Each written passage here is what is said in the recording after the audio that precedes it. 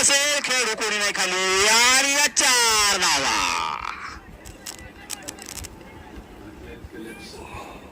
फुलटा चेंडूचा निश्चितच फायदा उठवला आणि 4 धावा मिळाल्या आपल्या संघासाठी. पहिला चेंडू बेट, दुसरा वाईड आणि तिसरा चौकार. पुढचा चेंडू असेल. पाहिला फटका, हवाई फायर, षटकार षटकार षटकार. छत्रपतींचा छावा. अरे भावा, मिळाल्या 6 धावा. पाटील यांच्या बॅटमधून निघाला हा षटकार असेल.